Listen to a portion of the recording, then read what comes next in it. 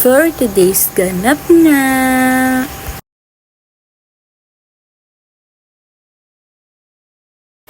Bigla na lang nag-crave ng kamote ang aking kapatid. Sakto naman at may nagbigay sa amin ng kamote.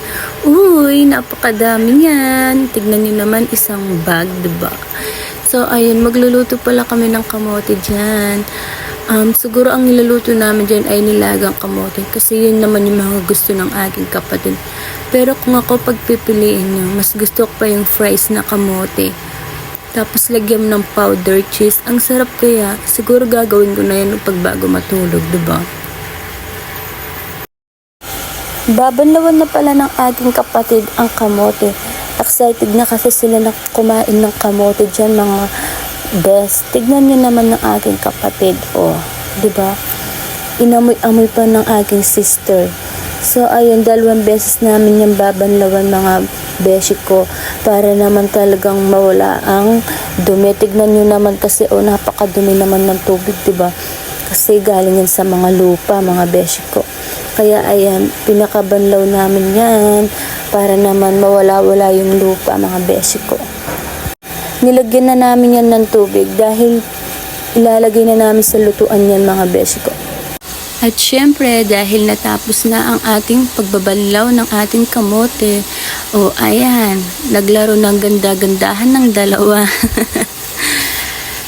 Salamat pala sa nagbigay ng kamote, si Ate Mariel. Napakadami naman ng binigay mo.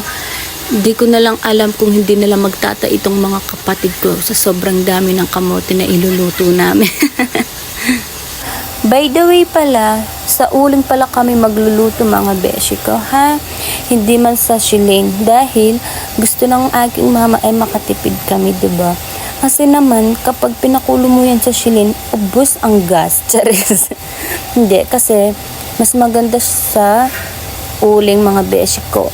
Gawa ng, syempre, matagal magpakulo ng ating kamote, diba? Pag nilagang kamote yan, check na matagal yan, mga beshi ko. Kaya dyan na lang kami magluluto ng aking mga kapatid. So ayun, nagpa-apoy na yung aking kapatid. Ito pala ang aking mga kapatid, mga best. Tamang hintay lang sila sa maluluto na kamote. At ayan naman ang aking bunso, mga beshi ko. Ang sobrang likot. Tignan nyo naman si mama ko. Hindi ko alam kung anong ginagawa niya. Sabi niya, paano yung walang pera? Diba? Nag-model ba naman ng mama ko?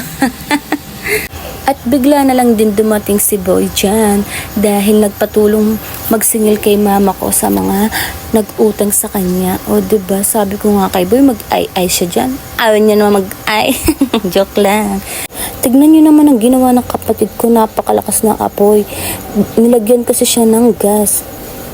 So, ayun, at ilalagay na nga ang kamote sa uling. Diba? Mag-ihintay na lang kaming maluluto yung mga beshi ko. Sige, pay-pay pa, hanggang maluto ang ating kamote. Charis. Habang hinihintay ko palang maluto ang kamote dyan, mga best, pinuntahan ko muna yung anak ko. Kasi titignan ko kung nasan siya. Nandito pala sa tito niya. Ang mahilig mabuwisit sa kanya. Joke lang, ha? Ito pala ang aking mga kapatid. Naghihintay na maluto ang aming kamote na nilaga. So, ayun. Habang naghihintay sila, nagkikipagkwentuhan muna sila sa isa't isa. Charis. Ito pala yung aking kapatid na mahilig mambuwisit sa mga pamangkin niya. Gusto lagi na lang pinapaiyak ang kanyang mga pamangkin. So, tinignan ko muna kung talagang luto na or kumukulo na yung aming nilagang kamote. Salamat pala Ate Mariel sa binigay mo na kamote. Mabubusog mo ang aking mga kapatid. Di ko na lang alam kung hindi sila magtain yan dito sa kamote na ito. Dahil napakadami nilang pinalaga sa akin na kamote. So, eto na. Tapos na palang kumulo itong kamote namin. At kakain ng aking mga kapatid. Pero kami muna dalawa ni Kirby ang tumikim dyan at kumain ng kamote. Kasi nanonood pa yung mga kapatid ko. Nilagay ko na pala sa plato yung kamote. At kakain na nga kami dalawa ni Kirby dyan. Iilan mo na ang nilagay ko sa plato na kamote. Kasi daw sabi ng mga kapatid ko, mamaya muna daw sila kakain dyan dahil busy sila sa panonood ng YouTube. Kaya eto, abang nagbabalat kami dyan, sobrang sarap na ako sa kamote na to mga beshi ko. Sabi ko pa nga dyan, isasawsaw ko sa asin. Ay, hindi pala, sa asukal pala. Kaya nga tawang-tawa ako dyan sa sinabi ko eh. Mainit-init pa nga ang kamote.